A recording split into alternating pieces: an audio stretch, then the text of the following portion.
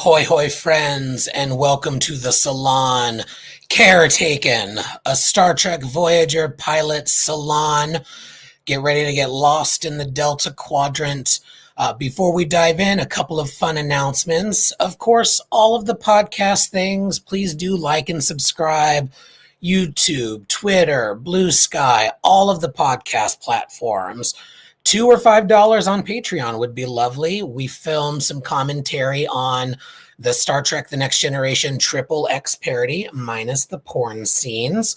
And just as horny, Star Trek The Motion Picture commentary was also filmed this past weekend. Those will go live for our friends giving us $5. The Children of the Fifth House level over on Patreon. So get excited for that. We also have our new store. You can find it at tinyurl.com/SalonTrekStore or on our website, salontrek.com.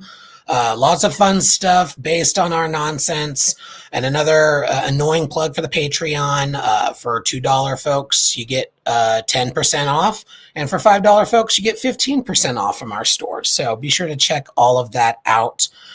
And one last announcement before we dive into the Salon this evening. We have an exciting announcement.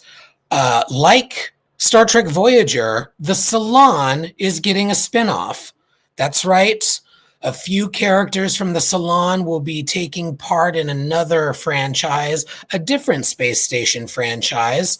You may have heard of it.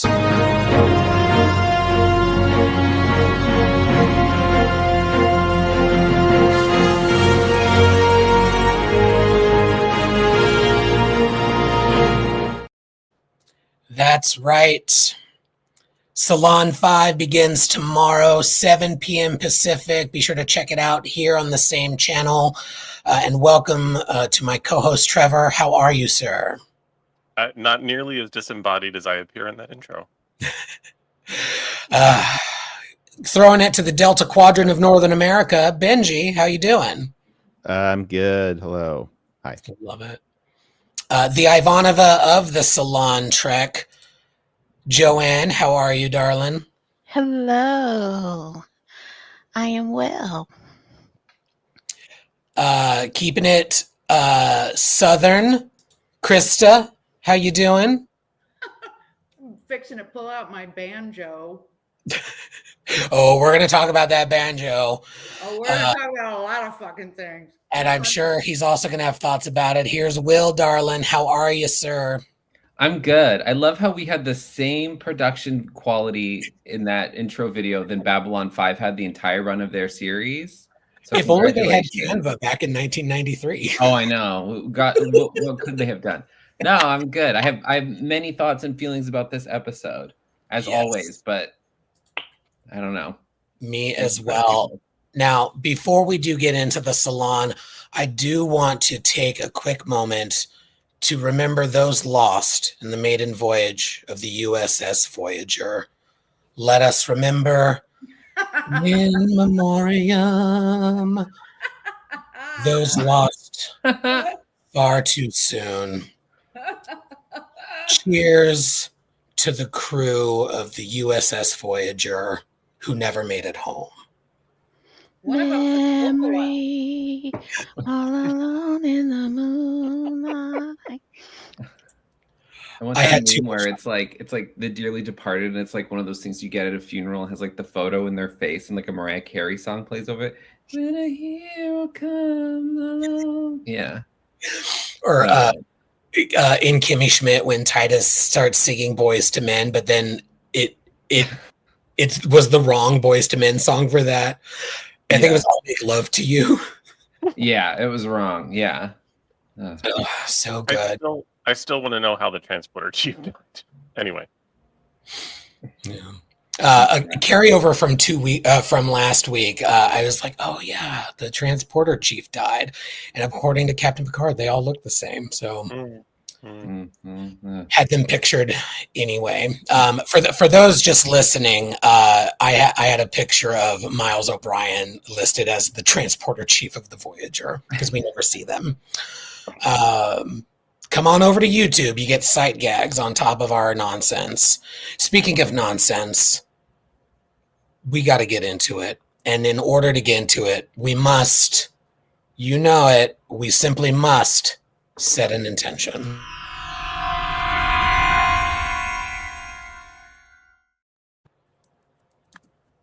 Indeed, we must. So, in honor of a Star Trek pilot that is somewhat famous / infamous for recasting, I thought it would be fun if we talked about a casting trick that sort of happened but didn't, which was that the original concept was to have Nick Locarno be the con officer, but they didn't want to pay an episode. They want to pay a credit to the writer every time the character's name was mentioned, so they just used the same actor and called him Tom Paris. So for tonight's intention setter, I thought it would be fun if we all answered the question, what would happen throughout Star Trek Voyager, or in this episode alone, if Tom Paris was replaced with Nick Locarno? As always, I will start us off by saying, quite simply, that I think Nick Locarno would have been the love interest, not for B'Elanna Torres, spoiler alert, but for Harry Kim. I think their friendship would have been a little more than friends. That's my answer, and I'm sticking to it. We'll go around the room, get your answers. Krista, how would you answer this question, or whatever you thought this question was? Whatever I thought this question was. So what I thought this question was is irrelevant. I have three answers to this question. I think Nick Locarno would have one, contrary to you, Trev. I think he would have bitch slapped Harry Kim all over, all over the place. I do not think that he would have put himself out there to save Chakotay. But most importantly, I think Nick would have signed up for the Fuck for Survival program Old Man River was talking about. And he would have started with the Daisy May love, the immediate Daisy May let's distract him with tits character, and go to the barn, and she would say, would you like a tour of my lacy southern undergarments? And he would say yes. I think that would happen inside of 5 minutes, and then he would rationalize it for himself. So, and it's just exclusive to this episode. I haven't seen Voyager, so I don't know what. I love, but I think he was he's that kind of douchebag. I love all of those answers. Will, what do you and your keyboard think of this question? Sorry, I was typing. I have a joke. I've loaded in a torpedo tube. Fire away. One ready. If they had Nick Locarno, I would think it would have been a better like redemption story, because I always felt that like Tom Paris was like not in a serious note, was not as like had as much of a troubled past. Like it just felt like, oh, this person we don't care about. But having more of a crossover would have been more interesting, because we got so much from DS9. It would have been nice to have something to Voyager. I also just don't think anything would have changed, because I think they wrote that character as if it was Nick Locarno from the beginning. So I don't think anything would have changed. I would have liked him to have been more of like a piece of shit, but especially in this episode, because he's kind of just a bitch. And it's like, you know, Janeway's offering him a bone, and he's just like, I'm the best pilot you have. And I was like, the fuck you are? Like, shut up, ho. And I will just like, you know, you could have found anyone else to do it. But anyway, yeah, I don't think anything would have changed, but I would have liked him to have been gay as well. Like if Nick Locarno needs to come out as like a rabid homosexual, and I don't want him to date Harry Kim. I want him to date, just go through like every episode have a new, like hot, like the new transporter person. Like I want him to just run through the crew, just be run through. Just be the Voyager hoe. Yeah, why not? And they just die of explosive ejaculate. Yeah. Now Krista's trying to kill the gays. Wow. I'm just saying, if With it's their the own transporter guy ejaculation. every week, what happens to the original? What happens? They gotta die, apparently. He's got like funky spunk. I feel like there's a lot of problematic things happening, and I don't know how to rate them. So, Yeah. I fired off my joke in the chat. There is a category for this. You'll hear about it later. Okay, Benji. I think Nick Locarno would have put those nucleogenic Slimers from Equinox into a blender and got himself home real quick. You're not wrong. Yeah. A protein smoothie. It's both gross and accurate. Joanne? So I think Nick, I guess I'm the only one kind of into Nick Locarno. Oh no, Nick Locarno can get it. Like, don't worry.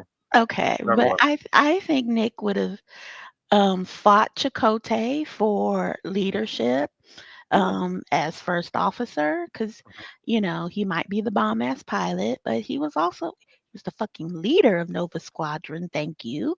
So he was not gonna just be content to be the driver for Catherine Janeway. So he was going to be, in seat number 1. So I think that would have been the tension all along. But I also do think he would have been an absolute whore, just, running through the ship. And I'm okay with that. And him being first officer, and Janeway just like not knowing how to process that. I'm just like, I don't know what to do with that. So that's my vision for Nick. Leader. Shown everyone his Delta Flyer. Exactly. Leader, lover, whore. That's me wrapping us up with the intention setter. I don't know that all that much would change in my mind, because I agree. He's very, very much Nick Locarno without the name, so they didn't have to pay the original creator $500 a episode or whatever. Maybe it's more than that, and so it was deemed unworth it, given this at the time this was the most expensive pilot in television history. So who knows? But I do love that everybody has decided that Nick Locarno was gay, which explains why he wanted to lie. He spent a lot of his life in the closet, and he's like, I'm used to having secrets. Wow, gays are villains. Look at me being problematic now. No, I gave him much more opportunity with being bisexual. That more opportunity. Sorry, not me with the bi erasure. My apologies. That was unintentional. And here it kind of. I think we've had 3 thus far, but I'm gonna just hit the button now. Problematic gay alert. We've had some fun, thirsty ones, and then my inadvertent bi erasure. So my apologies, and I will attempt to do better as we move forward. Now that absolutely not Nick Locarno is a part of this show. Lovely intention setter as always, Trevor. The intentions are set, and now it's time to get into our top thoughts.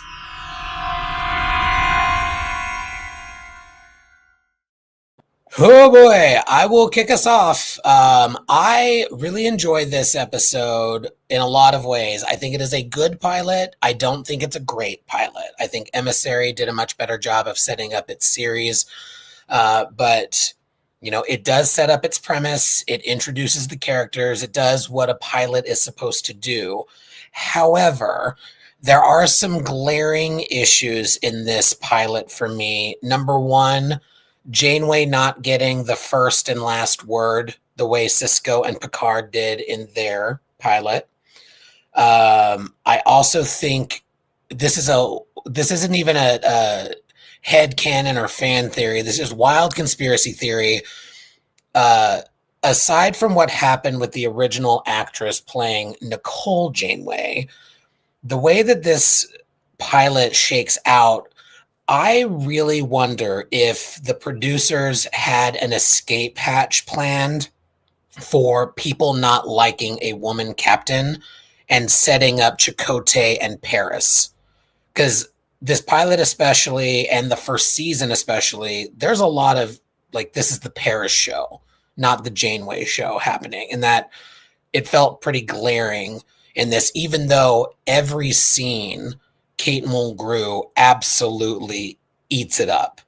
Like just anything that she's in, she's the focal point, and she's like, no offense to the other actors, they all give great performances, but she's acting circles around them for sure.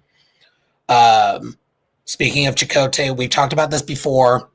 The native consultant was not actually native, had no idea what they were doing. How they did not discover that is wild. And Chakotay, as developed, is just blatantly offensive. An amalgamation of native tribes rather than picking one and having someone from that tribe be the actor portraying the character. You know, my feelings about Robert Beltran specifically aside, he was not the right person to play that type of character. I also think the Kess and Neelix of it all is just absolutely wild. We're certainly going to get into it. There's some really cool stuff and really interesting concepts with both Neelix potentially and certainly with Kess and the Ocampans. And, you know, Trevor and I had a lovely Jinx moment in text the other day where we both at the same time said it should have been a father figure situation, not this, like, even for the 90s, it was wild to put two actors with that age gap, 20 and 39, together for this. Just wild to me. And the final thing that I want to talk about is, as a child, I thought this scene was weird and at best boring. But watching this in Donald Trump's America's 2025, I just kept thinking this old white lady offering me lemonade and sugar cookies is such a red flag, as her all white neighbors arrive at the same time. Their dog goes after my Asian colleague, and their pitchforks come out the second we go a little too far into the barn. Never mind what they're doing in the barn. And this godlike caretaker is playing the banjo, and I swear to God, as soon as the sun goes down, somebody there is going to be lighting a cross on fire. It is wild that even in the mid-90s, they were like, this is what an alien would think would be comforting for this entire crew, just to wait before they get experimented on. All that said, fun Star Trek-y concept of having a godlike creature being the initial instigator of this process. We're going to get into it. I've been rambling too long, but those are my top thoughts. Let me turn it over to Joanne for your top thoughts on Caretaker. So I didn't like Caretaker. I didn't enjoy the pilot. And largely, I'll just say, I don't enjoy Voyager. So, you know, keep all of that in mind as we go through, but I'll try to be civil about things. But I react kind of viscerally too. Just like, is this a fucking plantation that they're on? And so I was fixated with that for a very long time. But then I was like, they were like, well, when Tuvok was like, well, they must have scanned and felt that this would have been most comfortable. I was like, well, yeah, facts, because, you know, even in the fandom, you know, we're still remarkably racially charged and racially insensitive and just racist. Just visit Reddit some days in the Trek forums and, you know, you'll feel it. But so I was just like, I don't know. I thought the whole concept was weird. I thought I couldn't from jump stand Neelix and Kess. That was creepy and odd. I didn't understand, you know, when we start talking about time and, you know, light years and distance and arrays and it's just too much. Mind you too, I was at the height, I was very much outside when this was airing. I was not thinking a lot about Voyager. I had one Trek on my mind that was all I could handle. So just chalk my dislike to really being probably disinterest because I was being a hoe in the streets. So while this aired. So there we go. Benji. Well, I I also had an issue with the farm scene when I was a kid, Stan. My issue with it was that I was worried that it was like too weird and Star Trekky to like bring in new fans. So I was like, what are they doing? Why this weird farm scene with a banjo man who's a godlike creature? But I do like that they got like pulled across the galaxy rather than just like falling into a random space hole. That was good. What I don't like is that like the whole like it doesn't feel like an unwinnable scenario to me. Like I like there to be I don't know. I like a well thought out plot where it's like literally impossible for them to get out of the scenario rather than just it being like a series of whoopsies that go awry and that could have gone a zillion other ways and they just made some decisions that led them there. I don't like that as much. I do like that it ends up being Janeway's decision because they love setting up conflict on Voyager and then never doing anything with it. It comes up, I think, once when she like falls into a depression about it. So I like some of that stuff, but again, yeah, Voyager doesn't always pay off for us the way we expected. I like that there's like a flow from series to series that I noticed, like going from Emissary, like they have the Enterprise there, so they start with TNG and then Voyager starts with DS9 and gets handed off. So that was good. Everybody gets pretty equal time except maybe Tom Paris for some reason. And then I just felt that like the shining light of the whole thing was Kate Mulgrew, like especially knowing that she had so little time to prepare. She hit the ground running. She was like in command. She's the captain.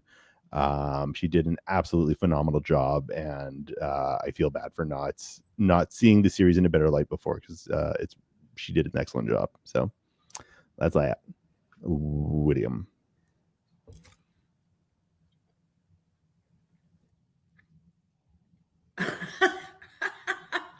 His array is offline. His array is awry. Somebody play a banjo to fill some space. Thank you, Krista. Why don't we go to Krista while Will is figuring out his microphone? Yeah, okay. So never having watched Voyager, I can tell you I did not like this pilot. I thought initially when it started playing, I thought I had gotten the wrong one. Like I was in the wrong series because I didn't see Kate Mulgrew. And then I realized that they actually decided to do the opening teaser without featuring the actual captain for which the entire series is centered on. Which I thought, that's a choice. That kind of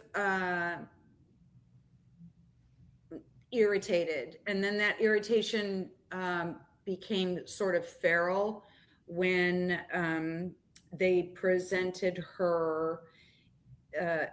Of course, she's engaged. Of course, she has a dog. Of course, she has a fiance. Of course, she had.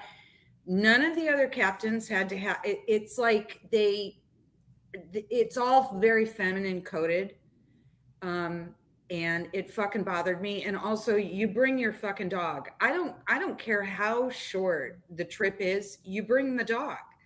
Who amongst us would not bring our dogs? We bring our dogs. We don't leave it with Mark while we fondly kiss him goodbye on the screen.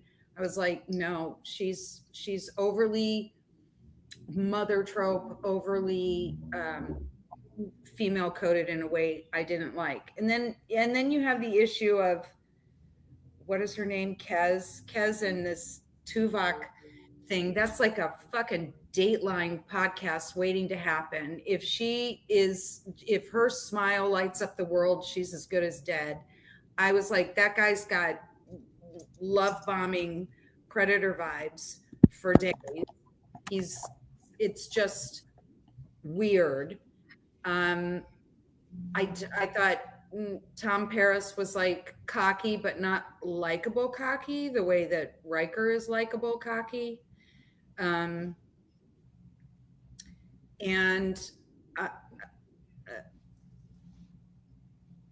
mostly it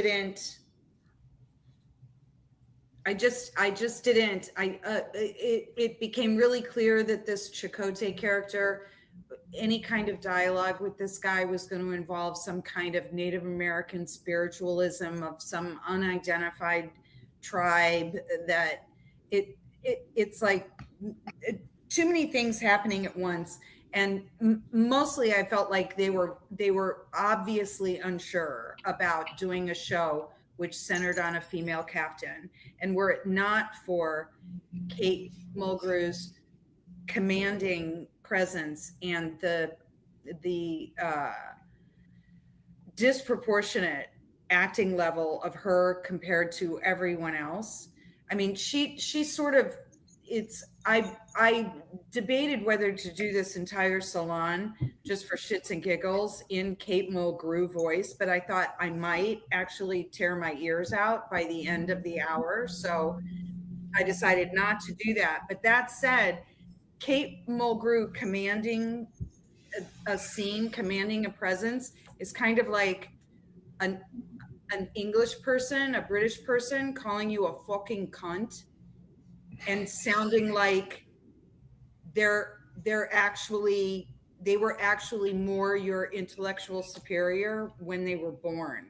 So I don't know that it's necessarily her acting skill, which she obviously has, or it compared to what was written, what was delivered. I mean, it's stunning to me that this was the most expensive pilot. I don't understand why. I don't understand going down to Old Man River. Let's go to a Southern plantation. Fuck you with your fucking banjos and your daisy maze and your stupid fucking bullshit, because we live that every day now. Sugar cookies. First of all, it's not fucking sugar cookies. It's sweet tea and pecan pie and pralines, you fucking cunt. I can't. That's it. I didn't like it. I don't like Tom Paris. But did you like it? Did you like this pilot? I didn't. And I had a lot of wine and some mushroom gummies, and all of them can suck my fucking dick. I hated it. Speaking of... That's my unbiased opinion. We love it. Thank you, Krista. Will? Top sure. That. We can hear you. I know. I don't. My mouse went. My cursor went to the other monitor. It was very strange. Yeah. I think the first half of this is good. Like this episode, the setup I think is good. I do think it's weird they felt the need to put a crawl, like an opening crawl, to tell us what's happening, even though, like, if you watched at DS9, you'd understand that. Like, anyway, but I understand why they would do it. But I think it sets up really well. I do think there is a atmosphere of fear and sexism around Janeway the entire pilot, that they're obviously like what Stan said. What really struck me this time watching through it, that they really did set up the series to go on without Janeway if they needed to get rid of her. Like they set up that whole, even before they even before the recast, because we know that it was different actress at first, and then they cast Kate, this woman, who the clips of her are just absolutely, how she got this role. Shocking. Genevieve Bujold, because Trek people are obsessed with the French. She had a certain pedigree. She would, like, I would understand how, but like kind of crazy. And then, but the entire pilot is centered to basically do a hard shift that they need to get away from Janeway. And then watching this, it's very apparent how Kate Mulgrew is acting circles around everybody, like in a way where, like, I feel like Patrick Stewart didn't know what show he was in when he was in the pilot in Emissary and Encounter at Farpoint. In this episode, Janeway's the only one who knows what show she's in. She gets it from the fucking jump. and everyone else is just racing to catch up with her. And I think that could be part of her being cast late, all of this other stuff. But I think Kate Mulgrew emerges as one of the best actors we have had on Star Trek from the immediate episode. The second half of this, once they get to the Delta Quadrant, you can tell that they have no idea what they're doing. There's a distinct lack of world building happening. There's a lot of missed opportunity. It's weird. The Kazon are not threatening. There's no stakes here. Like they show the Kazon to be primitive, but then they're worried about them taking over the array. I was like, girl, you have the most advanced ship in Starfleet. These guys are running around in tugboats. Like, blast them the fucking hell. Like, there's a distinct lack of like stakes here, and yet we have to get them trapped, all of this stuff. I understand the mechanics behind this episode, but the second half, with the Neelix Kess stuff aside, which is, again, gets creepier with each passing viewing of this episode. It is strange that there is like a lack of like, you could tell that the people running the show did not know what the Delta Quadrant was. They had kind of a vague idea. They had this enemy that they've created, the Kazon, which are toothless and weird, and they've decided that this is what's happening. And it's the second half of this episode has so many plot holes. Like, they don't explain why Kim and B'Elanna get cured. They just suddenly are.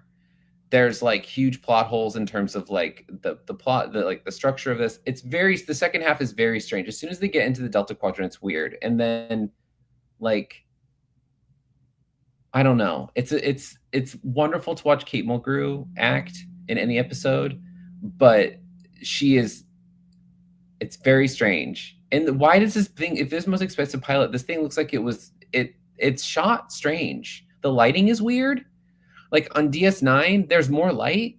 Like they overlit it, so it looks like a high school production of a Star Trek play. It's very weird. It's like that shit. It's very strange. Anyway, I also hate the fact that it's expensive. Huh? I think it was sets, but also location shooting that made it expensive. No fucking reason for that. Yeah, it was dumb. Just shooting Griffith Park and Vasquez Rocks again, like you always do. You didn't need to go out to the fucking the flat out to fucking Death Valley where they shot this. You're right. I think New Zealand was Griffith Park. It looked vaguely Griffith to me for sure. It's always Griffith Park. It was always Griffith Park. And also, as a side note, I hate that they're using the uniforms from DS9. End of rant. And I know that's for budget reasons. I hate those uniforms not on the station because they are station uniforms and they're wearing them and it bothers me. And that's my top thoughts on that. Also, which leads beautifully into me hating those fucking the Deep Space Nine jumpers on a starship. Like we walk around and we talk about how advanced this ship is and how everything's like gunmetal gray and just absolutely beautiful. The ship repairs itself week to week. Like it's a flawless, and they're walking around in DS9 coveralls, which I'm like, on DS9 it made sense. Here it does not. Anyway, I will not go down that rant. What I will rant about is I don't understand making the definitive choice to make your lead the first female captain to lead a Star Trek series, but make sure her chair is slightly off to the side. Make sure in one of her first action scenes she has time to fix her hair. Sexting her boyfriend in her ready room before she goes back, not in the way I like to be bothered. Like, ew, gross. Like, move on. Like, stop it. I don't want to see that. She's like, one of her first scenes, she shares that even though it's Starfleet custom, it's not a custom. She doesn't like being addressed as sir. Well, we've just watched, like, at that point, 20 years of Star Trek where female officers are referred to as sir because they decided on a gender-neutral term. And granted, sir is not necessarily gender-neutral, but for the 90s, just calling everyone sir it was a diluted way of not acknowledging gender, because chances are you're going to bump into species that have more than one, which was a crazy idea in the 90s. Never mind the fact that there's more than 2 genders in the human race. Anyway, moving on. It was a fucked up decision, and I didn't like it. The thing, I'll get into plot bits later in other segments. The thing that I really kind of want to take a minute on is just that one of the things that I love about this pilot, which is that if it aired right now, Star Trek Twitter would fucking destroy not only this pilot, but this series. This series that the very same Trek Twitter and YouTube commenters are constantly lauding and saying how brilliant this character was, Captain Janeway, and how amazing she was, and how much they love this show and this series because of Catherine Janeway. They would have ripped this fucking show to shreds, and it never would have gotten a second season. People that make money making up random conspiracy theories and then ranting about how their own conspiracy theory makes them mad about Star Trek would have ripped this show to shreds, and it never would have happened. We would have gotten 2 episodes of this show and nothing else. So congratulations to all of you little fuckwits, because that's what you would have done to this very successful show, and it's what you're doing to other potentially successful shows. And see. Drag them. It would have been much better. I didn't like that. If she'd have just said, I prefer captain, like not called the distinction, not said, I don't like to be called sir. She should have just said, I prefer captain, and kept moving, because that's not out of precedent, right? Admiral teacups, captain dance party. I'm Captain Janeway, and just kept it moving. But stopping them to say, don't call me sir, and then have Harry be like, so ma'am, and that'll do, donkey. No, just I prefer captain, and keep it moving. Well, she also makes it clear that she ma'am is acceptable in a crunch, meaning I don't like that either. But then Tom Paris refers to her as ma'am all the time, not just in this ma'am. Moving forward. I do have one. There's a weird thing. I do have one unique call out, and sorry, Krista, I'll jump to you as soon as I'm done. One unique call out, which is the only defense of the everybody gather on the porch scene, and that is, yes, all the white banjo man and the scary white lady and all the white neighbors show up. The only defense of that scene is that no self-respecting person of color would have shown up to a party with boiled corn. That shit was bland, and you know it. And sugar cookies. There was no flavor. No sugar. Nobody was showing up to that except Banjo Man's friends. No Tony Shatterhand. I pretty much forget. Look, I'm gonna be honest. I've had some mushrooms. I forgot what. Girl, we're live.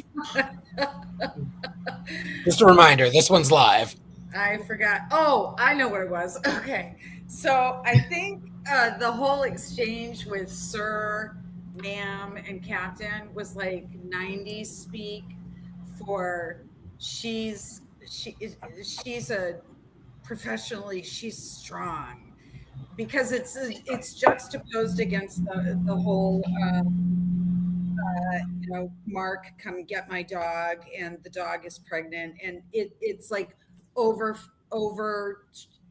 tritey, sort of feminine, and then but in the business setting she's not feminine at all, and it's like I have no appreciation for it. If the idea was to do a show where the female is a captain, then give us a female that's a captain that is not defined as either coded female or coded like anti-female super strong business person. Just, we're all of those things. We can be all of those things. And they never ask those questions. They never wonder about that shit when it comes to the male captain. Male captains can cry. Oh, wow, we're going to celebrate them because they cry. It's like, this is the worst. Fucking series is so misogynistic. It's honestly, Krista, it's the same shit that happened. So Krista well, some of us are old enough to remember this. Most of you aren't. It's the same shit that happened during Cagney and Lacey. Yes. Where Mary Beth kept her pistol in her purse, because that's what you would expect a non-uniformed police officer to do is keep it in their purse, because they're lady officers. Yeah. Anyway. Because they're carrying purses. That's where I keep my gun, in my purse. I store it in my pussy. Nature's it's the same thing. There's a weird thing happening in this show. The writers and the producers, everyone is so desperate to not be sexist. The sexism is manifesting in very strange behavior. Mm-hmm. It's very weird. It's like they've tried to repress it, but all it did is like leak out in a like when you get Botox and you get Botox to stop sweating and the sweat just comes out somewhere else. So you Botox your armpits and it comes out your back. Like, it's like, yeah, it's still coming out places. Like, you're still going to sweat. It's just, they're not, it's a strange thing. Like, they're trying so desperately not to be sexist, having a female captain, instead of just going, she's a woman and moving on. They've like made weird things with it. And like, I remember when this premiered and there were people on like the old internet forums that used to bitch about Janeway being the captain because she was a woman. Mm-hmm. And I remember it. And it's like, nothing ever changes, but like time is a flat circle. But it's very strange because it's like, she doesn't want to be called sir, but they make a big deal about her. It's like, okay, but other people have been called that, and they've had other women. Like most of the admirals we saw in TNG were women, and it's like, we've had women authority figures. Why is this such the problem? It's like, it's very weird. It's so weird that like the fact that they're trying not to make it a thing, it makes it a thing. Mm-hmm. It's strange. It's like the obsession with her hair. It's fucking weird. Release the shoulder cut. Release the shoulder cut. They made this woman film the pilot twice, or at least part of a good chunk of it, because of her hair. They did say it was part of the lighting. They did say it was because her hair was a little thin, and it was part of the lighting. And I think she did wear extensions. She did wear some stuff that would fill her hair when she wore it down eventually. Like she did. I think she did have extensions. Oh, but, yeah, that disheveled look there on the right, that was definitely. No, I mean later in like when she wears her hair down, season 3? Oh, right. End of season 2? Like she's wearing, or she gets the more respectable, like, I believe that this is her haircut. Yeah. But she's wearing, I think there, I vaguely remember her having, there's like stuff, she has extensions in her hair to make it fuller. Because I remember her hair, it was partly because it kept disappearing under the lighting in the filming. But that could have just been their excuse. It was weird that they made her put her hair up in that school marm updo. Yeah, Dickens. All the is Dickens. What is with fucking Dickens? And look Girl, at that. Who knows? Girl. That's kind of hot. I thought, yeah. I mean, so this is a great segue into diving into the character introductions a little bit more than we've already been. So let's talk about this captain. Oh, whoops, not that one. Let's talk about the incomparable Kate Mulgrew as Catherine Janeway. She is a beautiful woman. That down-do in the eye of the needle and her pink nightgown notwithstanding, like, again, we've talked about it. I like Will said, Genevieve Bujold had a resume. She was of a caliber that was very film, not television. That's why she left. Like the TV grind was not for her. And also, like, you can see in the clips, like, woof, that is rough. And like how she got the role is an interesting question for sure. And luckily we end up getting Kate Mulgrew. I think I'm alone, it sounds, in finding her FaceTime with Mark a little charming, and that she's a dog person charming. I totally get the concern about like the tropey femininity. But I did like that it was something different. Not just this is a woman captain, but this captain happens to have a fiance. What's that like? That's like I do understand. I think as best I can as a man, the frustration that probably exists seeing the first female captain. Of course, she has a man. But I did find that scene a little charming in showing a different kind of humanity to this captain than we got with a Picard and a Sisko. Sisko as a widower and a single father was a different aspect. And like I've said in other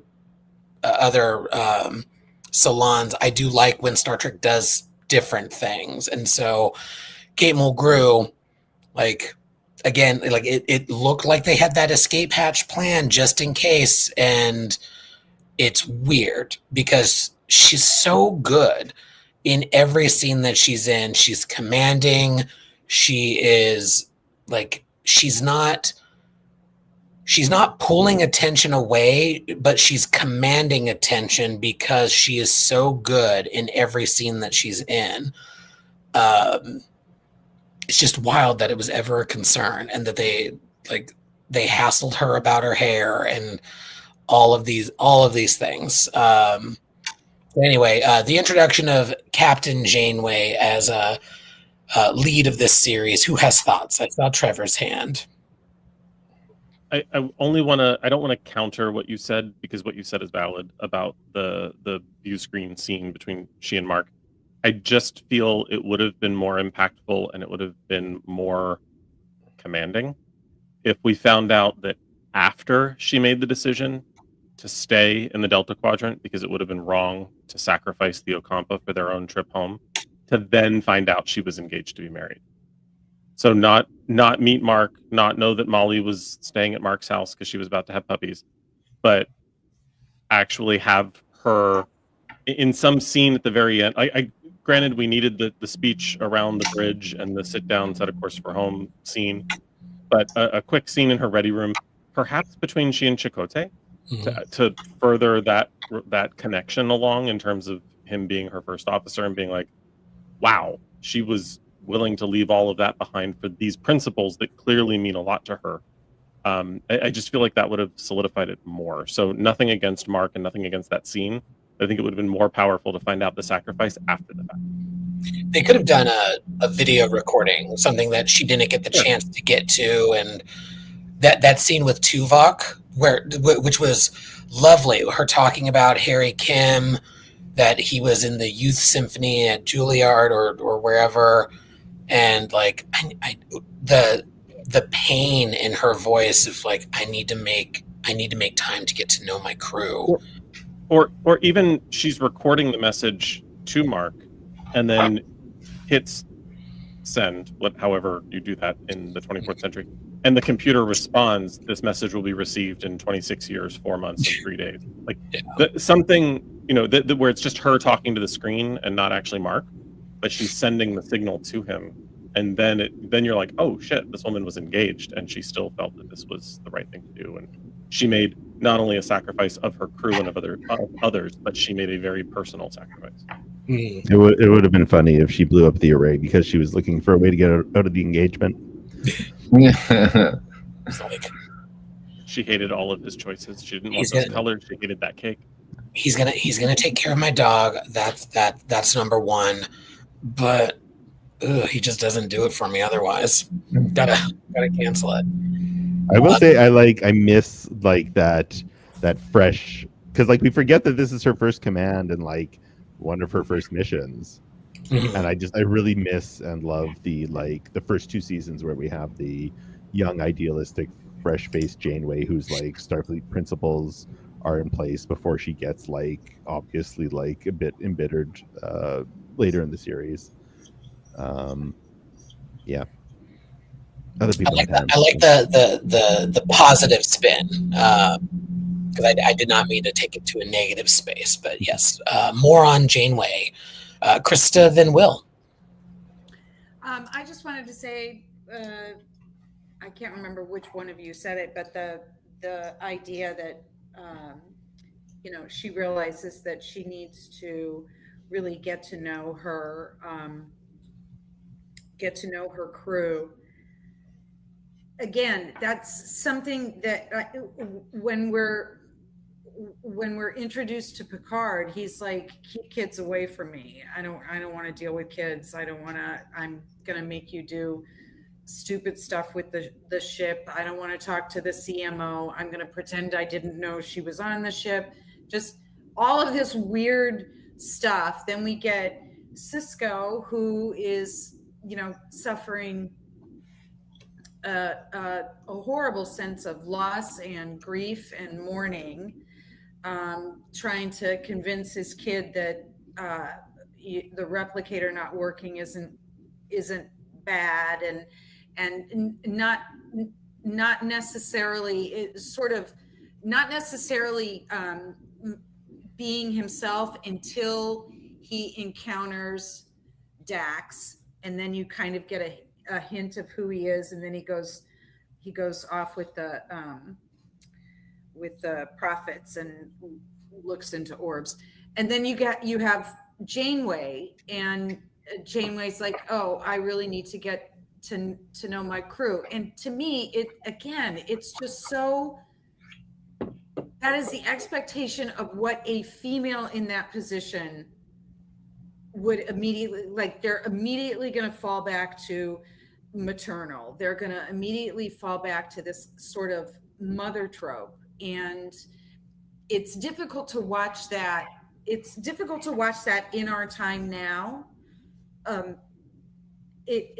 I'm sure it was far more acceptable, and just the idea of having a female captain was a revolutionary for Star Trek, and you know, people threatening to bomb studios is a little excessive, but you know, it was groundbreaking. But to watch it now, the writing was not groundbreaking.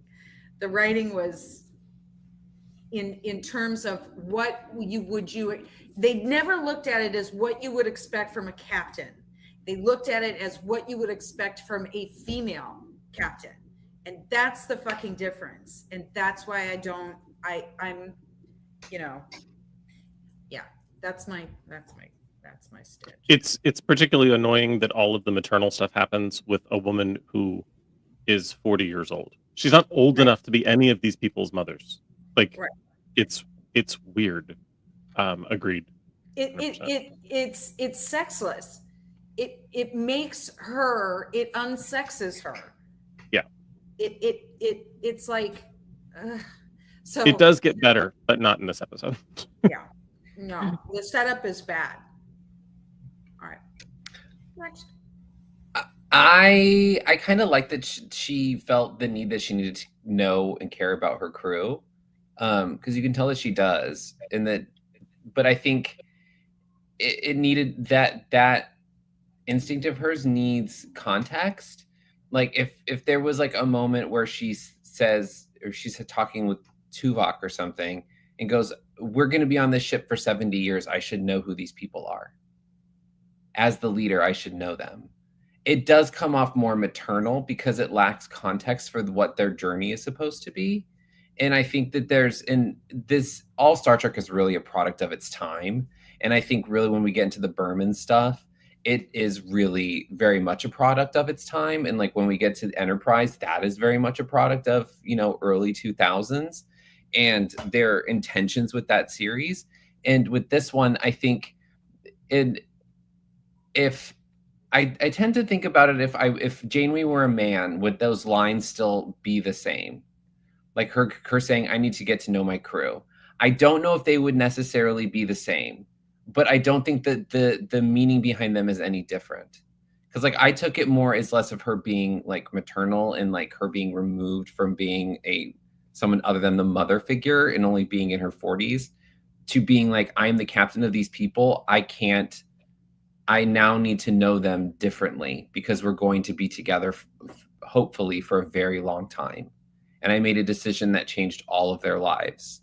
So for her to be a Captain Picard, doesn't want children around, doesn't want to know his crew, to being someone who's has to kind of change that dynamic because of the nature of their relationship with each other and decisions she's made, I think is different. But I think that lacks nuance that this era of Star Trek just does not have. It does not. You have to fill it in, which is why headcanon's so deadly, because I made headcanon trying to justify something because I like this character, and I don't want that to be the kind of idea that she has to become the mother of the ship. But like, you know, in some instances, Picard is the father of the Enterprise. Like Sisko is a father, and he's also the father of DS9. So like, I think that it's hard because there's so much weird sexism, but I try to take it in context, like especially of the show and then of like the series and the time it was taken in. And there's weird sexism happening, but it's because they're trying to repress it instead of trying to correct it and trying to be forward thinking. They're trying to smush it into a box and go, it's no sexism here, no sexism here, but there clearly is. And it's manifesting in the fact that the set has 2 chairs in the command position. It's like it shows up in weird fucking places. It shows up in weird places. Yeah, and there's some, as the series goes on, there's some more nuance that gets added in with like how close she can or cannot get to the crew. There's more discussion of that. The spoiler alert, a little bit of will they, won't they with Chakotay, which I am blatantly using as a segue to move us forward to talk about, this choice. Again, let's take it for what it was for purposes of this discussion. We've talked about how the native consultant was a fraud. They should have known. They should have had a native actor in this native role, and the native role should have been a tribe, not this weird amalgamation of tribes to fake progressivism. There's also a terrible line later in this pilot that Paris says, calling Chakotay not native, but calling him Indian, which is, even in the 90s, it was known to use native, if not indigenous, at least native. So wild. All that said, Chakotay as first officer from a different crew, starting out as an adversary, it is a really cool concept that, like other aspects of Voyager, they drop pretty quickly. You know, the ship is pristine almost immediately. He is, to use a term that will come up in season 4 and beyond, assimilated into the crew very quickly. We will see some butting of heads, particularly in episode 2, and we'll be doing a Voyager Thumb Wars later on this year. But there's a lot of potential with this relationship with the captain, this character, and it's unfortunate that it ends up being squandered in a lot of ways. Not only the weird setup I've talked about, but also, you know, Robert Beltran has said in interviews, he got to the point where he's like, give me one good scene, that's all I care about, and didn't bother to care about the rest of the episode. So like, wildness aside, anyway, the potential of this character, again, my what if scenario, I know they talked to her about it for Deep Space Nine, and apparently there was a conversation for Voyager. A Ro Laren in that position would have been fascinating, but then it would have been 2 females. Ooh, the hormones. Who has thoughts about Chakotay? Trevor. My only thought, and I've said it before in the salon, is because because all of the indigenous references to this character and his origins were so bland and convoluted, it would have been very easy to simply define the tribe, or at least the region that the tribe was from, after the casting of the character. Robert Beltran was born in California, but 2 immigrants from Mexico shift the character's background to an indigenous tribe from what is now known as Mexico. Problem solved. Not in the dialogue, not in the overtly, frankly, racist references, but there would have been a really it was an opportunity to really highlight a specific group of people who continue to be targeted 30 years after the premiere of Star Trek Voyager, particularly by current administrations. By the way, it's called the Gulf of Mexico because before the U.S. stole all of the land, 90% of the territory covering the Gulf, bordering the Gulf of Mexico was Mexico.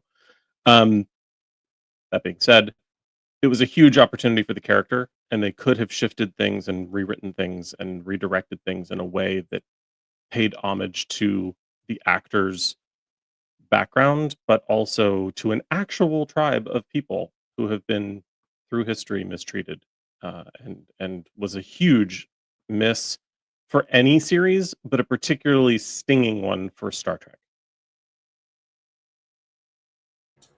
Anybody else have thoughts about Chakotay's introduction? Will. The character aside, Robert Beltran's just a shit actor. Is miserably bad in this. Like there are points where he has no expression on his face, and the ship is like the camera is shaking, and he's just like there's nothing going on, and I'm like, girl, do something, Jesus. And then he's just like, it's bad. It's one note. I don't. Did he want to be there? Like, what the fuck? Like, it was like, did you want to be here? Like, we recast the captain. You could leave too. Like you gotta go. Like, he's awful in this, and like, it is frustrating. Like the missed opportunity and like the opportunity for conflict with him and Janeway and with like his crew, the Maquis and the Starfleet crew. Like that whole conflict is so just it's glazed over through the series, but like he rolls over so quickly in this episode. He's just like, and I'm gonna sit here, I'm gonna wear your uniform, and I'm gonna sit next to you, I'm gonna hold your hand and be like, we're gonna go, yay, warp. It's like maybe they don't want to go back. Like there's so much of that that's like, the fuck is this? Like he shouldn't have been the first officer. They should have given him tactical and make Tuvok first officer or something. Like there should have been some switch where it wasn't. Oh, Trev said that. Where that makes more sense. It's like they needed the conflict of that character, and I just think Robert Beltran is such a garbage actor in this episode. I'm surprised he got any of his lines out. He's so bad in this. Thank God Prodigy came along and actually, I don't want to say fixed that character, but made him at least marginally more interesting. Yeah. This is just like it's such a missed opportunity. Like if they wrote someone who was more contentious, someone who pushed back on her for everything and had justification for his hatred for Starfleet and the reason he left and all of this, instead of her going, we have to bring our crews together, so we're gonna get married. It's just like, girl, ugh, he's awful. 1,000%. To this day, my best performing tweet is in response to him basically scabbing at STLV during the strikes 2 years ago, and I won't spoil it for Krista, but I referenced his best acting in the entire series, and was very quickly blocked as a badge of honor by Mr. Beltran. Speaking of, Benji? No, I was too, and so was Trev. Yes, it's a badge of honor. I have several things to say that would work as a segue, but I don't want to do that even to this actor, even this director. She is a wonderful director. I like her in this show. Let's talk about B'Elanna, the half human, half Klingon, 100% that bitch. Roxanne Dawson. I think, personally, I think missed opportunity is the phrase of Voyager. There are so many things that there is a missed opportunity around, and I think B'Elanna is especially there. There was also, like, how do I say this? For a show that ends up lost in the Delta Quadrant, there is way too much of the Alpha Quadrant involved, and it'll come up throughout the series. Y'all will see as we get there. But we have a Klingon, we have a Vulcan, and in B'Elanna's case, we have the trope of an angry black woman, even though it's not exactly what's going on, but it's kind of there. And it's worse. Well, yeah. It's not worse. It's not worse, but it's more specific. It's let's have not only a Klingon who's angry, and I'm sure Joanne will speak to Klingons being coded as black because she said it many times before, but also we made her human half Latina, so she's fiery. Yeah. Don't get me started. And she hates her Klingon half. Even in this episode, she's like, "Oh, my Klingon half is hard to control." Like, that's there's so much potential in this character, and I think Roxanne Dawson does an excellent job. But I mean, they dance around the female stereotypes with Janeway. B'Elanna is very much a stereotype. Other thoughts about B'Elanna? Who has thoughts? Krista. It's the absurdity of saying, well, that's my Klingon half. Like, this is how we introduce ourselves. This is how well, I'm a quarter Cherokee part. Like we do an ingredient breakdown. It was just weird. Like, I didn't understand. I was like, okay, but I didn't understand the necessity of breaking it down. I didn't understand the idea that her Klingon side was problematic, but her last name is Torres. And so I was like, so the Latina part is super mellow. Like, I'm not understanding how any of this, there were so many bases being covered, and it was like a weirdly politically correct. It was like politically correct the entire, from beginning to end. It was like trying to touch every politically correct thing possible. It was trying too hard in an obvious way. Yeah. I mean, it was just okay. But I didn't understand who she was. Like, I guess I'm going to have to watch the rest of the series to figure out why she's even there. She's like the anti-Spock, right? But leaning into the opposite side of that, as I said, Black and Latina is, I don't think they realized how immensely problematic that was, right? But I think they were trying to, mirror that. Oh, well, let's have somebody who's radically, emotional and forthright, and also dealing or struggling with in her instance, she's struggling with her Klingonness and not her humanity. But it was just, yeah, it was very problematic. It's very problematic. I'm just trying not to shit on this entire show, but I did like that she. Some of it's deserved. Go for it. Yeah, shit, I like girl, that she's shit. chief of an engineer. I did like that whole dynamic. But I also didn't understand. Kind of back to the other ones. It didn't really need to be a Maquis ship, right? They just could have been some random Starfleet ship or some random passenger ship that got integrated into that, because they dismissed all of that conflict kind of summarily. In fact, the crew kind of, well, we'll talk about it with Paris, but I feel like the crew treated Paris worse than they treated any of the Maquis, because he betrayed Starfleet and he betrayed the Federation, and that's far more problematic for them. So just weird dynamics all across the board. But yeah, B'Elanna's struggle with her identity, and this need to be, adjacent to, in their language would be the Federation standard, but for us it's adjacent to whiteness, you know, just like I said, just deeply problematic. Anyway, carry on. Yeah. Any final thoughts on Balana, Benji, or Will? I'd say she gets more interesting as the series goes on, but I'd be lying. I think she gets neutered.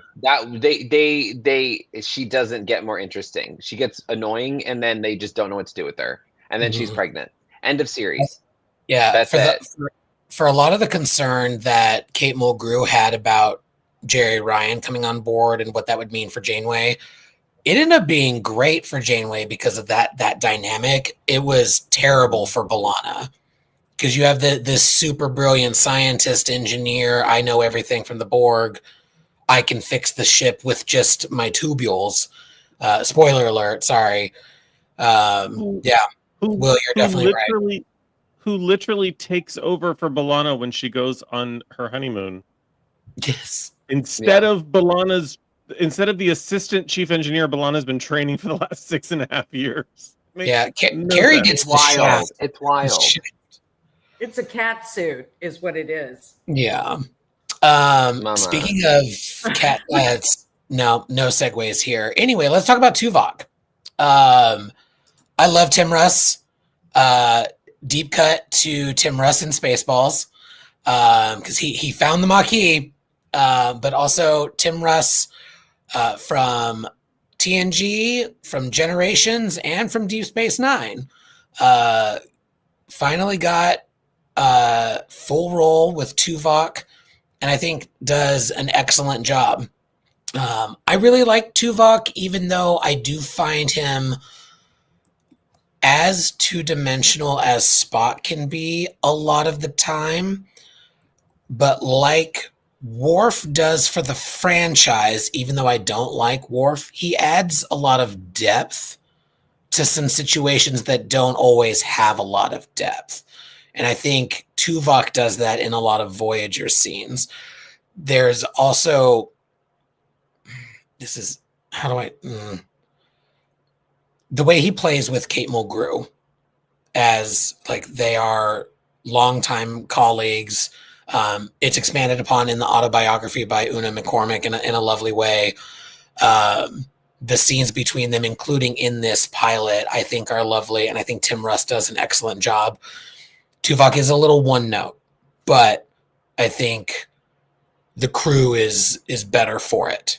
Having a Vulcan in the crew. I think it's a little weird that he's been in and out of Starfleet for 80 years and he's only a lieutenant. Should be a commander, but he lost his tenure.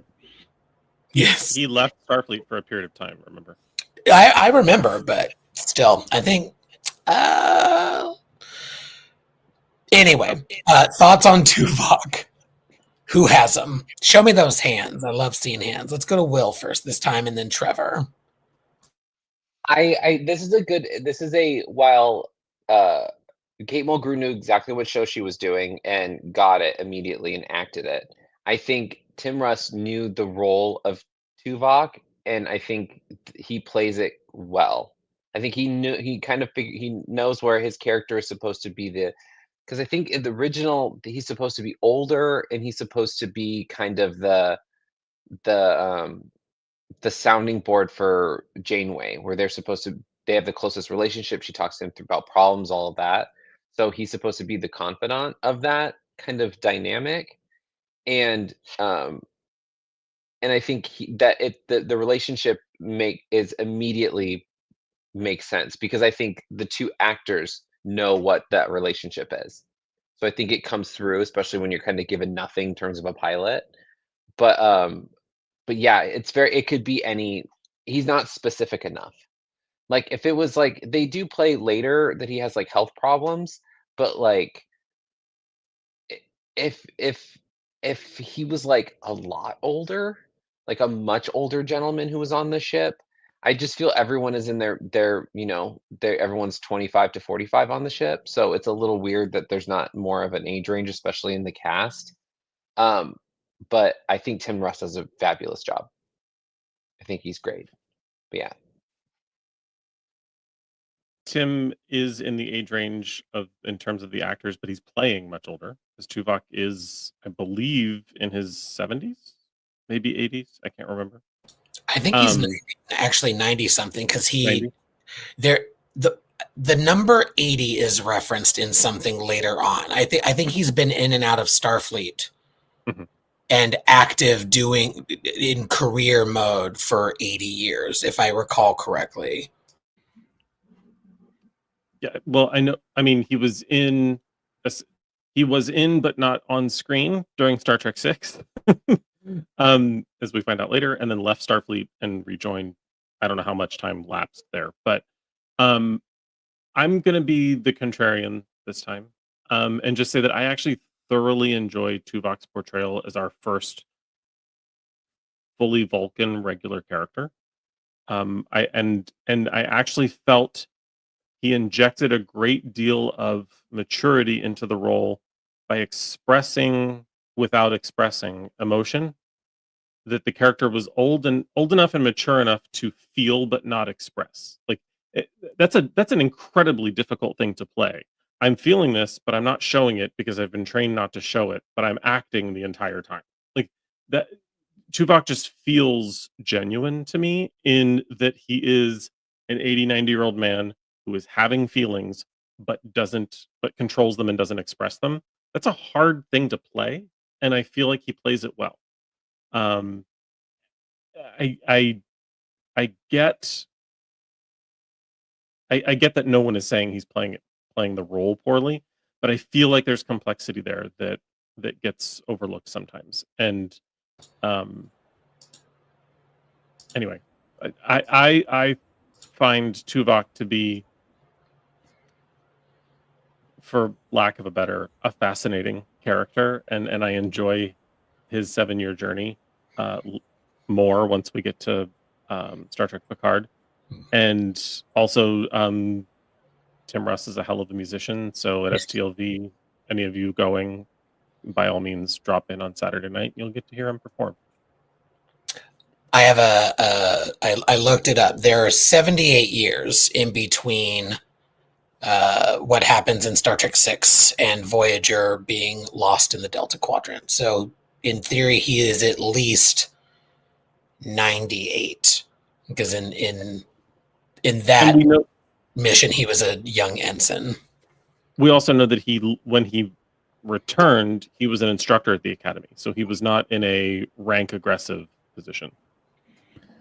They say his age at one point he is over 100. I don't remember exactly. And he gets that little birthday cake, the only kind of cake they serve on Voyager, which does look cool as hell. But other thoughts on Tuvok, Joanne? Not that you have to have any. Just want to make space. You don't have to hold space for that. All right. We've talked about him a little bit, but is there anything else about Absolutely Not Nick Locarno? Again, I will just say that it felt very much like they were making this show about Tom Paris and not even just not Catherine Janeway, but like it felt very the Paris show. And I have thoughts, but whatever. Trevor, then Benji. Nope.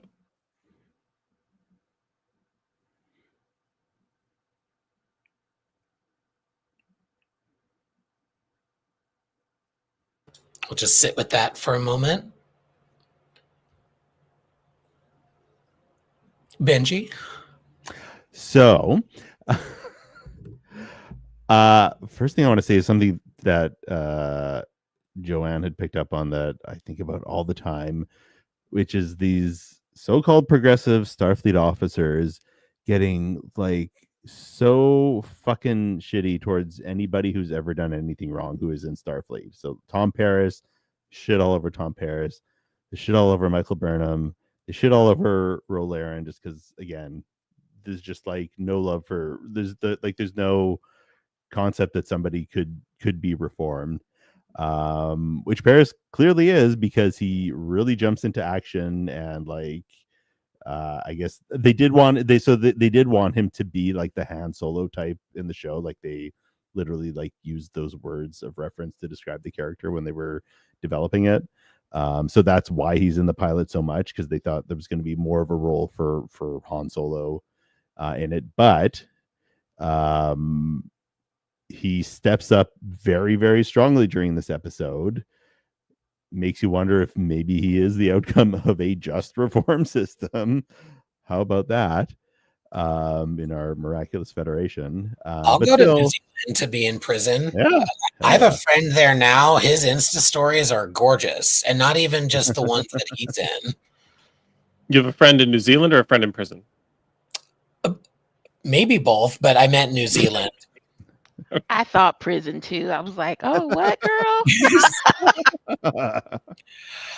My friend Jake is currently in New Zealand, and the photos are gorgeous. It looks like a beautiful, beautiful place. All right. Well, we have to talk about Forever Ensign, I guess. Again, potential. There's potential here. This is an interesting, fresh out of the academy.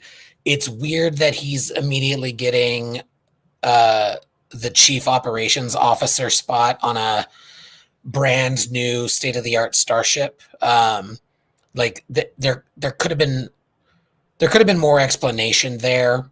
But as for the character itself, like having the wide-eyed, younger wonderkind, but not annoying like Wesley. Although I don't think Wesley was nearly as annoying as other people thought he was. Yeah, I don't really have much more to say about Harry Kim, and I won't throughout the entire, like, similar to Will with B'Elanna. He doesn't deserve to be promoted. Facts. He's I feel bad like at his this job. pilot established. This is why you're an ensign, son. Yeah. There's nothing remarkable about you. I mean, you're fine. You're fine. The clarinet. He's good enough to play in the youth symphony at Juilliard. Data had to be a lieutenant commander to get that position on the bridge. Like, and 26 years in Starfleet. Yeah. I mean, it was the flagship, not this random ship going on a errand, but ranks and positions never make sense. Don't yes. pin too much to them. How dare they, though? He fails up. He just fails up, and actually fails at failing up. I think my favorite thing about the character of Harry Kim was that they kept giving him lines about Chinese lore. And finally, Garrett Wang was like, by the way, why do you keep giving Harry Kim Chinese like backstory references? And they're like, because he's Chinese. And Garrett Wang was like, who is Chinese? Was like, but his name is Kim, which is Korean. But, like, just the writer's room of all white men and Jerry Taylor not doing what it needed to do. Yes. Will, I saw you come off mute. Yeah. To defend Kim. No. I think you could replace it with a cardboard cutout of Garrett Wang and leave it in the back, and we wouldn't have any difference. We would have known. I mean, some episodes he's not even there. I mean, this is another instance of someone who maybe was a slightly better actor, could have pulled this character off a little more and been a little more endearing. I like his relationship with Tom in the beginning, how Tom's like, oh, young impressionable boy, would you like to do bad thing with me? Like, that's funny to me. Like, that's an interesting dynamic. Wesley. But well, it comes off a little more predatory. Like, it comes off a little it's a little weird at first, because it's like, you don't know this person, but you're clearly older and more experienced. And you're like, oh, hello, little boy in drag. Like, it's a little weird. Got out of prison. Didn't anybody yeah, whatever. Like, Like it is weird, and I do find that like the character is interesting. There's a they fill a role. Everyone on the crew is very seasoned. It's good to have a younger person who kind of gives this energy. Who can be the person, what's that can ask that question on the crew. But I just I see the cast struggling to like deliver their lines in this pilot, and they're struggling to find something instead of latching on to what little they do have. They kind of are going, well, I don't have anything, so I'm just going to do nothing. It's like, girl, you have like a good scenes. Like he has a lot to do in this. He has more to do in this episode than he does the rest of the series. Like he's got the relationship with Tom. He's got this whole situation with Balana later that gets corrected for no reason very quickly. But like there's a certain like fresh idealism that's good to have for this crew of like you get Maquis who are like angry terrorists, you get an older crew, like it's good to have that. I think that there is a tendency to do some lazy writing, and I think that he's a victim of it. But I don't know, make him gay, make him hook up with Tom, give me something, make it interesting. I also think you just reminded me with what happens with him and Balana going through that kidnapping together, similar to abduction. Yeah, similar to what I've said about Dax and Jadzia having a deeper friendship moving forward, and that was a missed opportunity in Deep Space Nine. That also exists here, because not only is he like they could have been Geordi and Data of this show, and they work together a little bit throughout the series, but you never see a friendship between them. You like they barely interact, even though their two roles on the ship would interact significantly. So it's just a huge missed opportunity all around. He would have made a good gay bestie for her. Yeah. Yes. Agreed. And I agree with Will on the cardboard cutout bit, but frankly, even the cardboard cutout could get it. Problematic gay alert.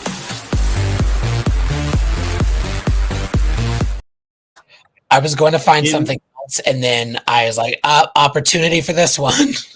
In 1995, not so much anymore. Yeah, he's so annoying. Oh God, please don't watch this. Why would He's got nothing but time? Sorry. He won't watch this. He's not in it. Ooh, I can't think of a good segue because this next actor is not at all like that. Let's talk about Robert Picardo and his introduction as the Doctor. I have conflicting thoughts about the Doctor. He goes to some problematic places as the series progresses, certainly. He is also like a lot of these it's the more I think, I love Voyager, but the more I think about it, a lot of these characters are just fucking annoying. And the Doctor certainly fits in that category. Not so much in the pilot. I think the way that he is in the pilot, it's a little odd that this program got approved in this packaging. Like, this guy is an asshole. Like, I know that he's temporary, but he's designed to be temporary, but he's a fucking asshole. But he's interesting. And Robert Picardo plays him very well. There's not a lot for him to do in the pilot, so I'll just end it there. Does anybody have thoughts that they'd like to share about the Doctor? Will, and then Trevor. I find this character to be one of the most annoying in Star Trek. Like, this episode on, like, I love the idea. Voyager is like the ship of really great ideas, really bad execution. Why would you create a emergency medical hologram that's only going to be used in emergency situations and have the worst bedside manner of any physician to ever exist in the known universe and throughout time? Like, it is annoying, and it is weird, and the character is interesting. I think this episode doesn't have a whole lot to do, thankfully, but it's just, I can't. And the way Robert Picardo talks, annoys me. The way he does this thing with his consonants that drives me nuts. Because he's like it's a glottal thing. I'm sorry, it's gonna ruin it for all you. The way he says his consonants drives me fucking nuts. I love the idea. I think it's interesting. I don't like this character. I don't. He is the Barkley of this series, and the fact that they are related later on makes so much sense because I can't fucking stand him. Any I was gonna episode he's say, in, I hate it. I have a visceral dislike for this character. yeah. I do not like him. The fact that he's going to be in Starfleet Academy gives me pause and it upsets me. But I'm going to watch it because Holly Hunter's in it. But that's it. I can't. This ignites a fury within me. I hate him. I hate this character. You reminded me there. One interesting thing is we at least get a reason for why he is the way that he is. It still doesn't make sense. Starfleet should not have approved it. But unlike some other things in Trek, we at least get the explanation. But I fully agree with you, Will. What? The designer's a fucking cunt? It's stupid. Yes. The designer's an asshole, so he made the program to be an asshole too? Bullshit. Agreed. Bullshit. But at least they explain it. Robert Picardo, you're great. Yes. I loved you in Gremlins too. I hate this character. You're in the movie. Sorry. If anybody, oh god, quickest tangent. Key and Peele is an incredible show, and if you have not seen Gremlins 2 pitch meeting, go watch it now because it's just Jordan Peele as sort of a Misach Taylor from Mannequin going in as a script doctor and approving all of the ridiculous ideas for Gremlins 2, including like, you want Robert Picardo in this? It's in the movie. Go watch it. Trevor, your thoughts on the Doctor, and then Krista, and then we gotta move forward. First, Meshack, how dare you? Second, sorry, I'm part of the Meshack Taylor fan club. Going all the way back to Mannequin. No, I don't ever want to mispronounce someone's name. Thank you. I'm teasing you. It would have been wonderful if in this first episode, or even in the second episode, or even in the last episode of the 7th season, there was an explanation for why this individual not only becomes sentient, but develops personality traits that includes heterosexuality and an interest in music. And like none of these things make sense. There were plenty of opportunity. This ship just got knocked all the way to the Delta Quadrant. Oops, every stored holodeck program got merged with his personality subroutine and has created a monster where suddenly the bad bedside manner and the weird affect and the strange pronunciation starts to make sense. None of those things were utilized. It's just I have left my toaster plugged in for I've been in this house for 8 years. I've never unplugged it. It didn't get smarter and take up opera. Like, I don't understand why leaving the Doctor on makes him a different person. Anyway, that's it, Krista.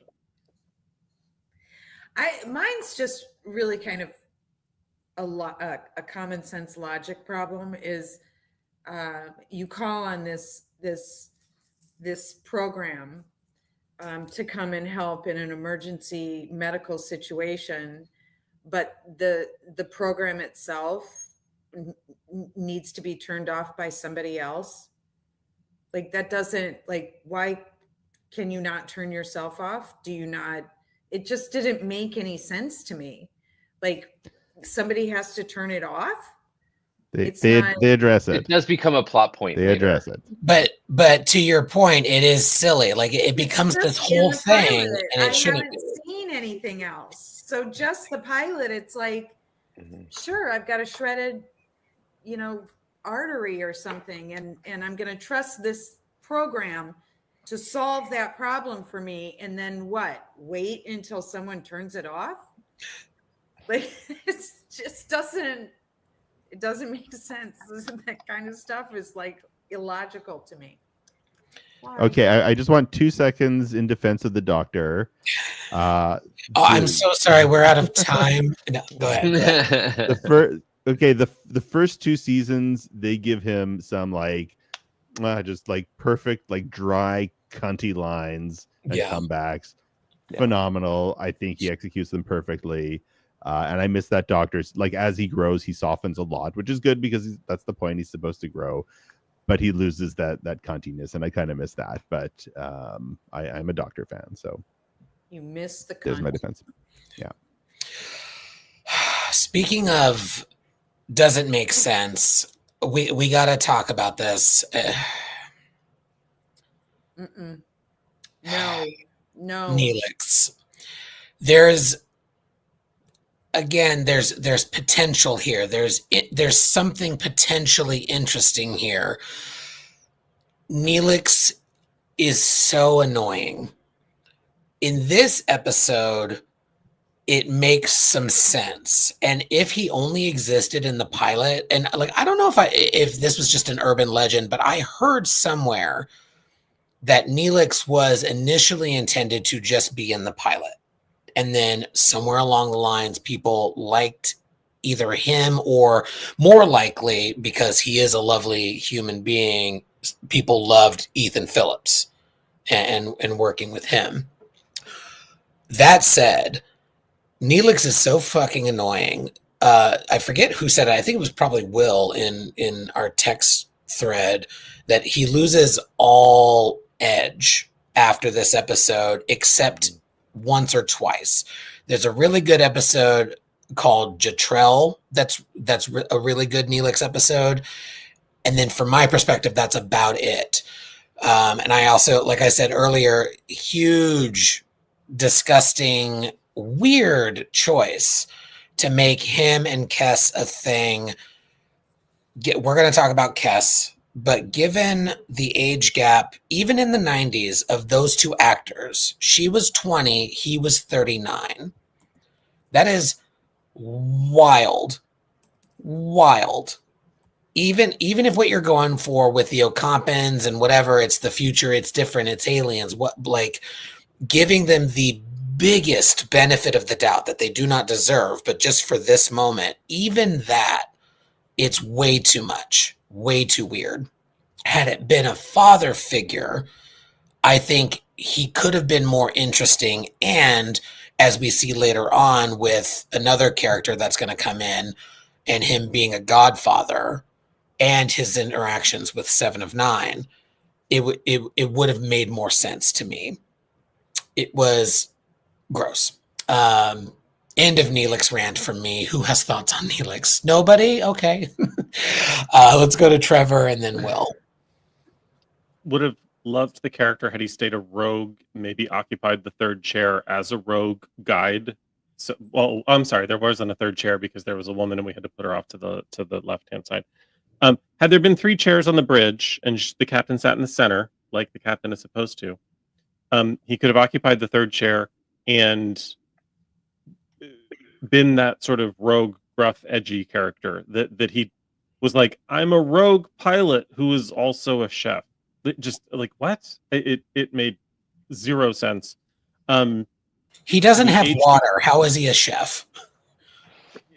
Thank you. And I think the age difference would have played less in a less repelling manner had the genders been switched.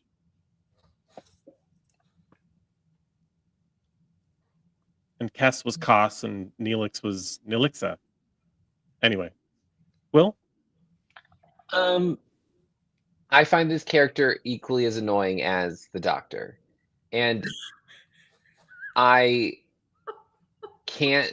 This episode is so annoying. The thing that makes him relatable is that Tuvok like deeply loathes him in a way that I'm like, great. Like I the character stuff aside, I think that it's that the shift to him being this kind of bumbling comic character is the wrong move, because there needs to be an edge to this. And I think part of the issue is because there's not a world for these Delta Quadrant aliens to inhabit. There's no conflict. There's no like, why is the Delta Quadrant the way it is? Oh, maybe the Borg stripped it of everything. And it's all of this stuff. It's backwards. It's the Wild West. No one has resources. They're fighting over everything because the Borg have literally ravaged the entire quadrant. Exactly, Benji. There needed to be something where he's like the anti-hero of the show, where he's got this streak where he comes off very like this kind of comic character, but deep down this person is sinister and will do anything to has like sinister ulterior motives. It doesn't play off well, and like it's just weird. He's so out of place in the rest of the crew. Like I think Kess fits in more. And it's a shame what's happened to that actress, unfortunately, and to that character. But like, Neelix was the one that should have gone. Like, I would have loved a ship just full of women, but like, I can't with that character. I find him to be a hindrance in the episode, but in a way where if he had ulterior motives, I wasn't shown them. It's like, all of a sudden he betrays them to get Kess back. It's like, but we don't. I don't know. I don't like him. I don't like the character. I think he's completely out of place. I think he's conceived and poorly executed, like most of the things on the show. But yeah, can't. Yeah. Don't know. I think that's right. Yeah. And that it's a good segue into talking about Kess. I think you're right. It is unfortunate the things that have happened with this actress that led to her leaving the show. There's a lovely space about Kess in a visitor's book that touches on it and leaves space for her to fill that in, but then talks about the character, which was obviously what we'll be doing. Kess is such an interesting opportunity in a way like Odo is for Deep Space Nine and Data is and to a different way Worf in TNG and then again in Deep Space Nine, to be this prism to look at humanity through. Her connection to Neelix was always so wild, even for me as a kid in the 90s, before I like got woke or whatever people want to say about progressives now. Even as a kid, I was like, that's gross. And I always found her to be a lovely character, an interesting character. And the idea of a race of beings that are born, exist as fully as humans do, but then die within 9 years, that is interesting. And they barely touch on it in the show about like how precious life can be and cherishing each moment, and this race of beings only having such limited amount of time being a heightening reason for feeling that way. It's like I've said so many times about some of these characters, there's so much missed opportunity. Like making her a prop for Neelix in certain episodes is just gross, and the character is undeserving of that.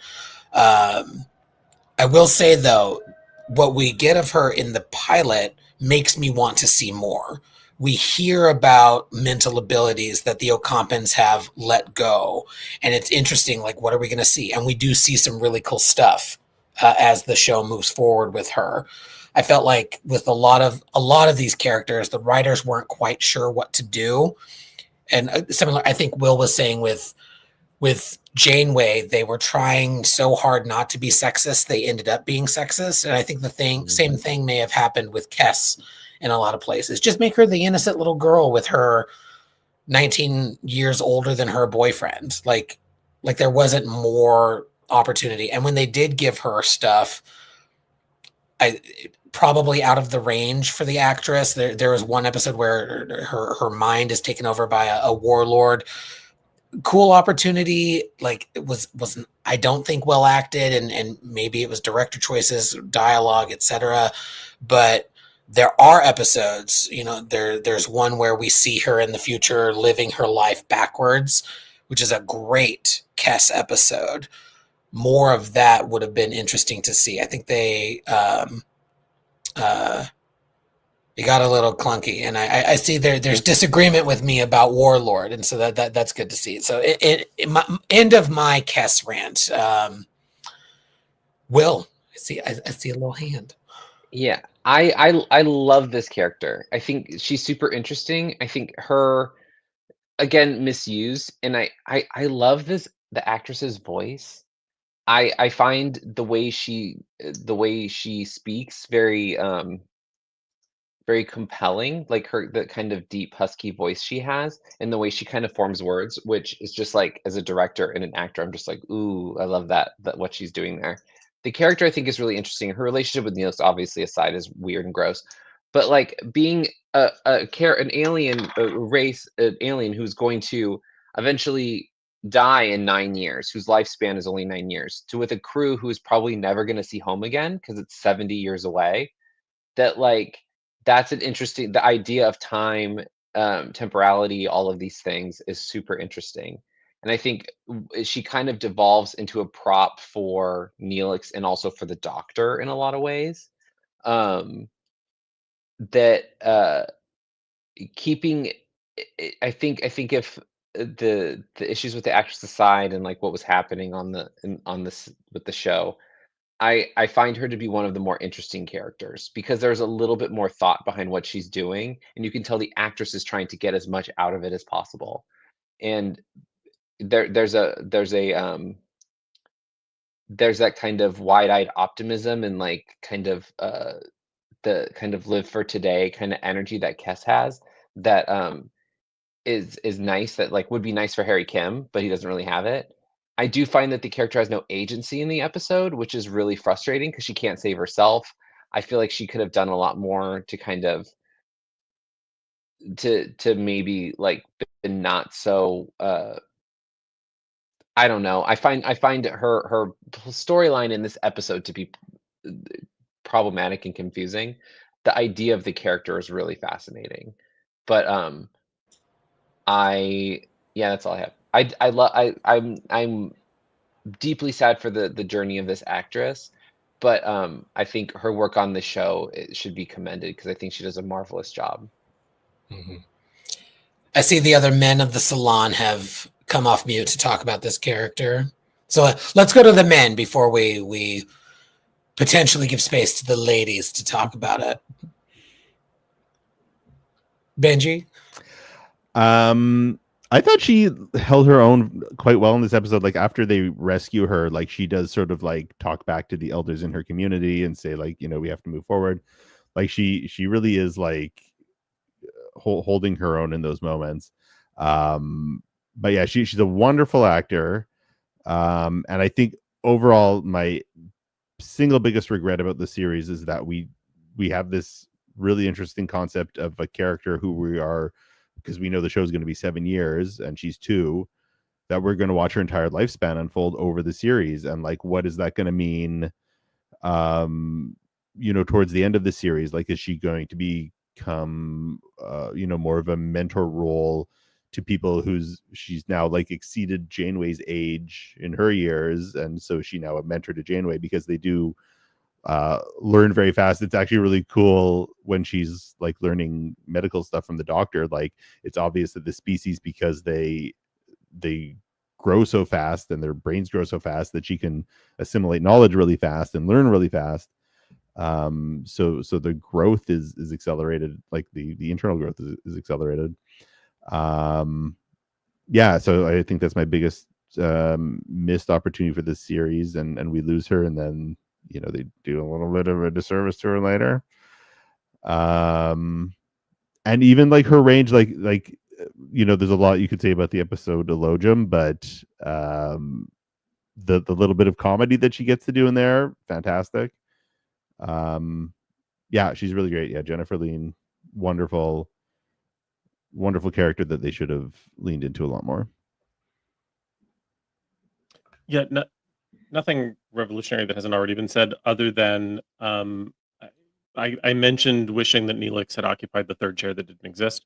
Had he stayed on the bridge, it would have been an interesting opportunity to put this young person who's slowly learning, perhaps in the mess hall, but is also becoming a medic, but is also becoming a backup whatever for everywhere, and slowly morphs into an incredibly young advisor like Guinan was to so many people. Guinan, a character who is hundreds of years old, versus this very wise 5-year-old by the time we're in season 3 or 4. That would have been a fun juxtaposition since this show so mimics the Next Generation in terms of its formula. So that's all I have to say about the character. In terms of the actress herself, just, not to be the ship's counselor of the crew, but mental health is healthcare. If you need it, seek it out. If you live anywhere else in the world, you probably have ready access to it. If you live in the United States, it's probably provided through your employer, but your employer most likely has an employee assistance program, even if you don't know about it. So there's the possibility that you have access to at least a limited amount of free or low cost mental health care. So there should not be a stigma. Seek it out if you need it. Take care of yourselves. That's it. Or do drugs. Whatever works, whatever gets the job done. I was gonna make a joke about you putting Cass in the kitchen, but then you had that lovely mental health corner, so I'm gonna. I knew you were gonna go there. I had to get in the kitchen, lady. No, I see what you were doing there. Thank you.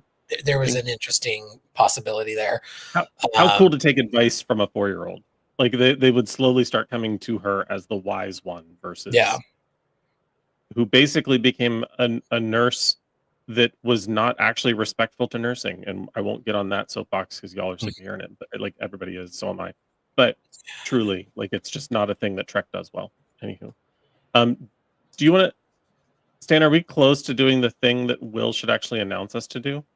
We are close, but before we get ready to do what we see this ship do first of any of the other ships, I want to give space to Joanne if you have any final thoughts, because I know you haven't had thoughts for the last couple of folks. So I just want to, again, making space. Being none, there doesn't need to be. No, I don't have thoughts. Jan's like, I wouldn't fuck a single one of them. I don't care. I mean, honestly, I thought Chakotay was the hottest of them all until 7 arrived, quite frankly. But yeah, he did not age well. Again, Prodigy did him good too. Will, do you have any orders for us? I do. We could land the ship. Let's land. Trevor, land the ship, please. Give us the tallies. It had to be done. There were 2/5 problematic gay alerts. Are we normalizing problematic gay alerts? Now it's just a gay alert? It's just a big like gay we're alert. Normalizing being unproblematic? Or is this our not a problem. what we're doing? I don't have a problem. Do you have a problem? I don't have a problem. I don't have a problem with it. No. All right. There was one canon alert. Will landed the ship once. There was one wild conspiracy theory. And there was one, we haven't used this one in a very long time, and he's not here. So in absentia, there was one of Matt's problematic something, we don't know what the fuck this is alert, that happened earlier in the show. I gave 69 bonus points to Krista for asking that age-old question, why the actual fuck can't he just be bi? An additional 100 bonus points to Krista for making sure she brought the dog. 656 bonus points to Will for being untimely silent for literally the first time ever. 746 bonus points to Benji For being willing to blow up an alien array just to get out of a relationship. 1,995 bonus points to Joanne for shitting on this entire show. An additional 400 bonus points to Joanne for equating the EMH to Viagra. And last but not least, 1 million bonus points to Joel for correctly calling out that Voyager is actually a pretty good Prodigy prequel. Yes, indeed. I also I wrote a note to myself. Two notes for our friends not with us. Get well, Ken. We hope you feel better. I do feel like there is a tosser alert here with the Caretaker. Very Star Trek, very original series level, kind of godlike creature messing with shit, and a very janky CGI around that creature. So that's my Ken alert. And then also a shout out to Matt. Hopefully you'll be able to join us next week. I feel like I know he loves Voyager, loves Janeway, and I want to give a shout out to the ship, the Intrepid class. Not his favorite, but I feel like he would have pointed out what a cool ship this was. I personally love Janeway's briefing room. Out of all of or the briefing room, yes, but Janeway's ready room, out of all of the ready rooms we've seen in the shows, I do think, until Pike's in Discovery Season 2, Janeway has the best one. Y'all, that's it. We're landing this ship. Thank you so much for joining us. Please join us tomorrow night as we talk about Babylon 5, and we will be back next week in our regular time slot talking about Broken Bow, my favorite Star Trek pilot. So I'm excited to see if it holds up. I think it does. So we will be back in a week. Until then, like and subscribe, and as always, live long and prosper. All hands abandon ship. Proceed to the nearest evacuation zone immediately.